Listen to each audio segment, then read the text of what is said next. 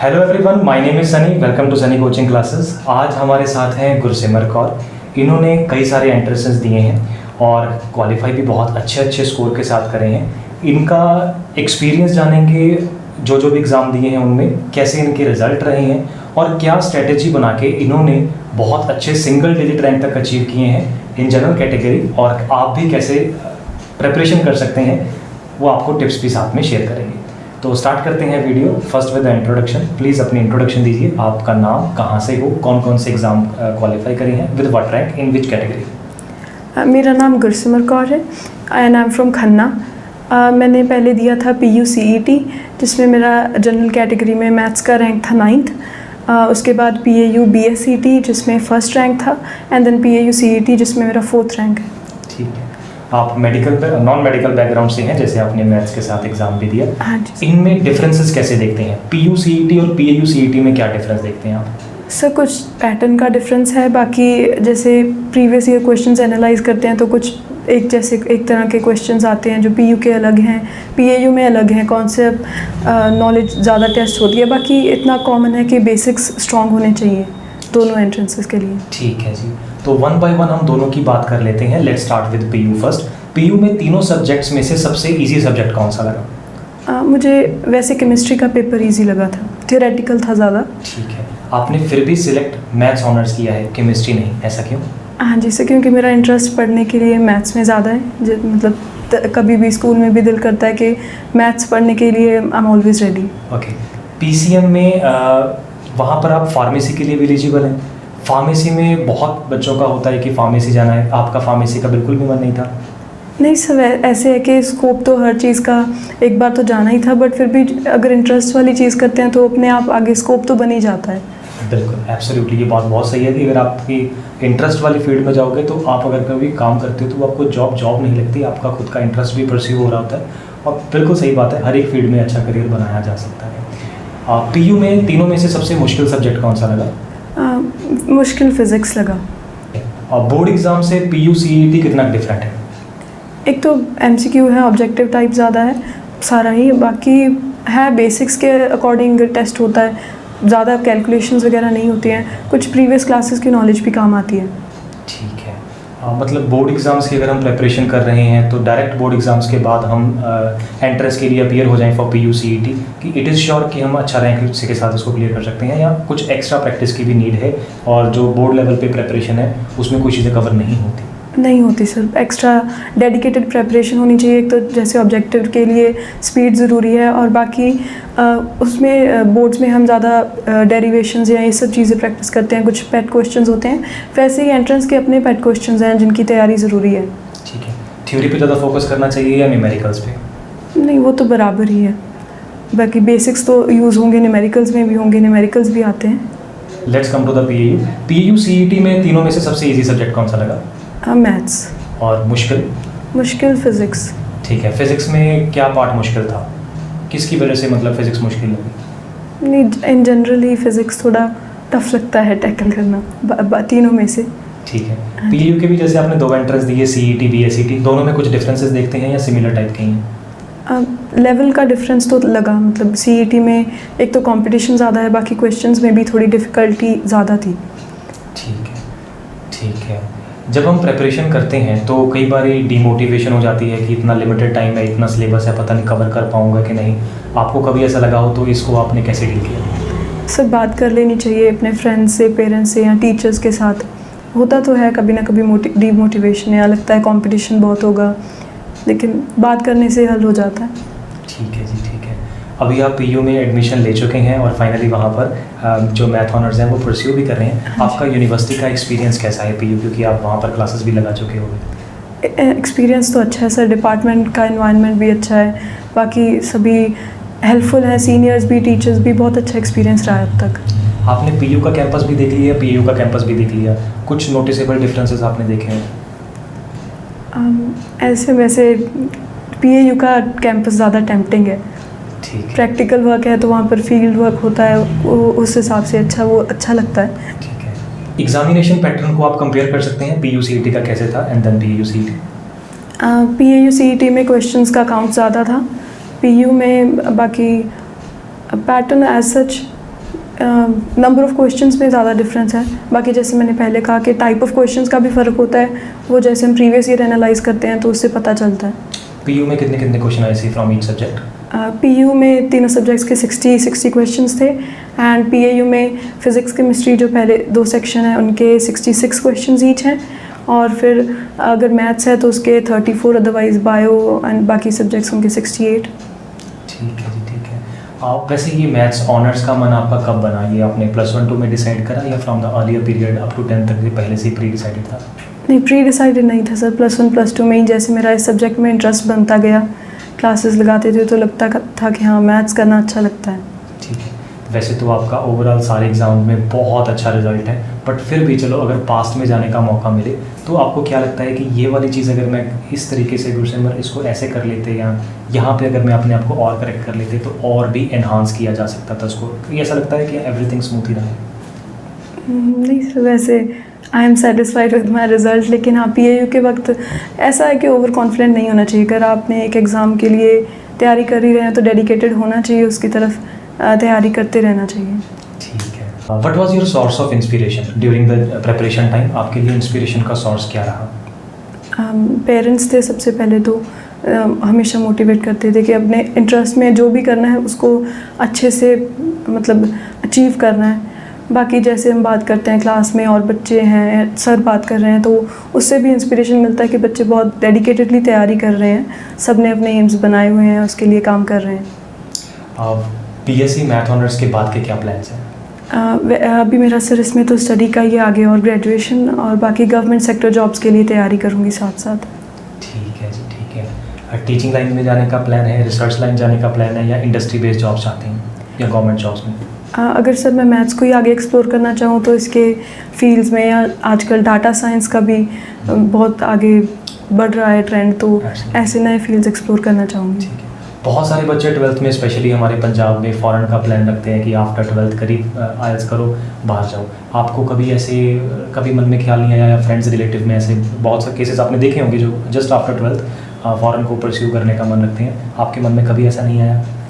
ऐसा सजेस्ट तो मतलब करते हैं, या कहते हैं कि बाहर आ जाओ हमारे पास, लेकिन मेहनत ही करनी है सर। वहाँ भी ऐसे बैठे बैठे तो नहीं होएगा, तो वो मेहनत अगर हम यहाँ करें, कुछ हमारे कंट्री के लिए भी हमारा कंट्रीब्यूशन हो, और यहाँ का एनवायरनमेंट मुझे पर्सनली ज़्यादा पसंद है वहाँ से।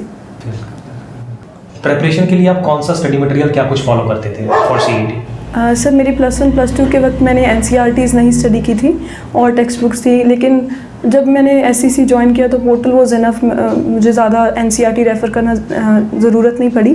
जो सब्जेक्ट्स सिलेबस में रिड्यूस्ड थे उनके लिए आई यूज्ड NCERTs। ठीक है।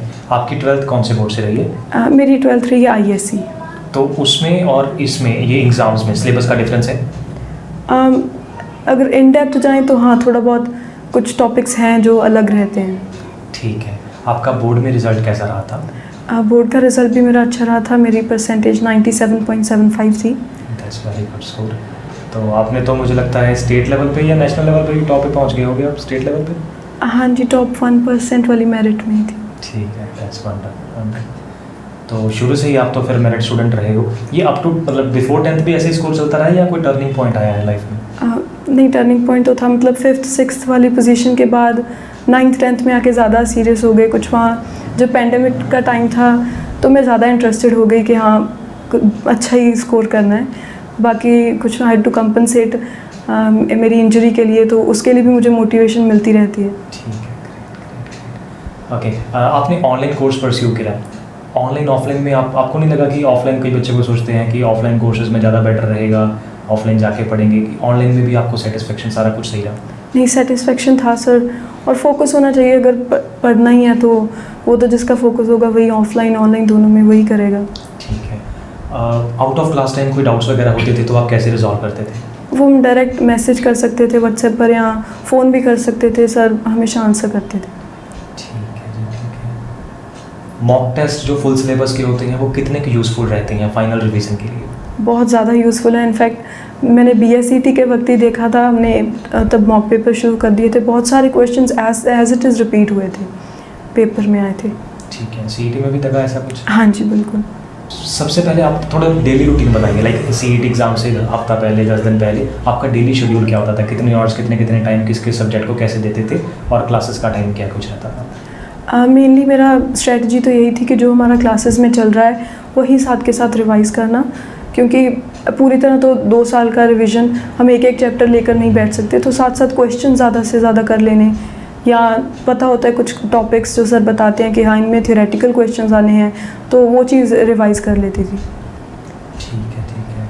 नेक्स्ट ईयर भी कुछ बच्चे प्रिपरेशन कर रहे होंगे फॉर CET, चाहे वो PAU हो चाहे वो PU हो, आपके लिए आप क्या टिप्स देना चाहेंगे उनको कि वो भी आपके जैसा सिंगल डिजिट रैंक सिक्योर करके अपनी एडमिशन को सिक्योर कर सकें? फंडामेंटल सर सभी चैप्टर्स के जो वो बहुत काम आते हैं, बाकी +1 +2 में अगर हमने अच्छे से तैयारी किया तो कॉन्फिडेंस होना चाहिए, हम कर सकते हैं, बस रिवीजन ही करनी है। SCC preparation was very good, मेरे लिए बहुत हेल्पफुल रही, क्योंकि इससे पहले मैं थोड़ी डाउटफुल थी कैसे क्वेश्चंस होंगे, कैसी तैयारी करनी है, वो यहाँ आकर काफ़ी क्लियर हो जाता है। थैंक यू जी। आपको सनी कोचिंग क्लासेस के बारे में पता कैसे चला वैसे? मुझे ऑनलाइन ही पता चला, मैं सर्च कर रही थी PAU CET के लिए, तभी SCC के वीडियोस थे तो मैंने यही चूज़ किया फिर। ठीक है, तो जैसे आपने बताया कि फिजिक्स आपको थोड़ी सी टफ लगती है, तो उसको और इजी बनाने के लिए आप ही बता दीजिए और क्या टिप्स जो हैं, क्योंकि आप नेक्स्ट भी कुछ स्टूडेंट्स ऐसे होंगे जिनको हो सकता है फिजिक्स टफ लगती हो, तो आप उनको क्या टिप्स देना चाहेंगे? हालांकि फिजिक्स में थोड़ा मैथ्स एसोसिएटेड होता है और मैथ्स आपका फेवरेट सब्जेक्ट है, और फिजिक्स थोड़ा सा तंग करती है, ऐसा क्यों? फिज़िक्स में सर कंसेप्ट की अंडरस्टैंडिंग है, जितना हम उसको अप्लाई करके समझ पाएँ, बाकी हाँ मैथ्स लगता है इसमें, तो लिख के प्रैक्टिस कर लेना चाहिए, रिपीट कर लेना चाहिए उसको, रिवीजन से बार बार फिर समझ आता है ना, बाकी जो कंसेप्ट समझ आता है वही याद रहता है एंड में एग्ज़ाम में। ठीक है, आपकी बहुत अच्छी अचीवमेंट है, इन अचीवमेंट्स का क्रेडिट आप किन किन को देना चाहेंगे? मेरे टीचर्स को, शुरू से अब तक जो +1 +2 के टीचर्स रहे, फिर सनी सर जो तैयारी करवाई है उनको, साथ में पेरेंट्स भी जिन्होंने इतना बिल्कुल। सपोर्ट करा आपको यहाँ तक आप हाँ जी।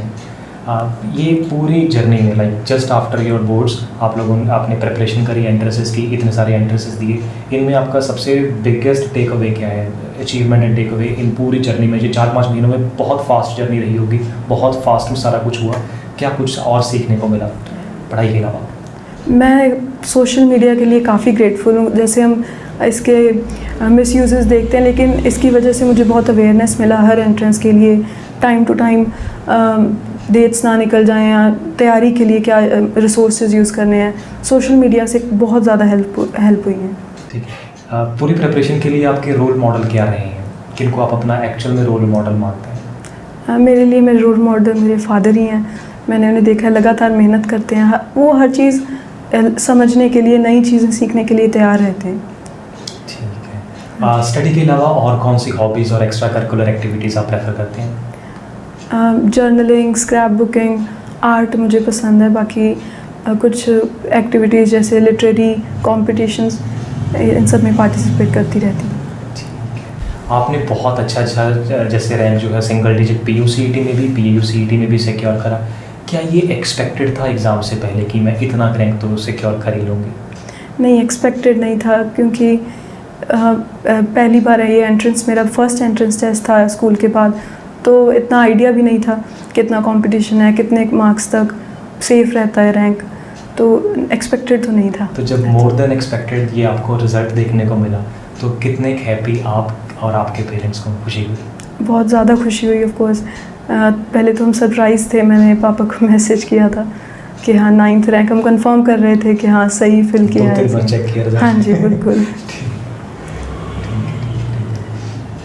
ठीक है, any other tips which you want to share to the juniors जो नेक्स्ट ईयर के लिए प्रिपेयर कर रहे होंगे, उनके लिए कोई टिप्स वगैरह देना चाहो तो प्लीज़? अब क्लासेस में फोकस +1 +2 से अच्छे से हमें कंसेप्ट समझने चाहिए, वही यूज़ आते हैं एंड पे तो जो समझ आया हुआ है। ठीक है, सनी कोचिंग क्लासेस के बारे में कोई रिव्यू?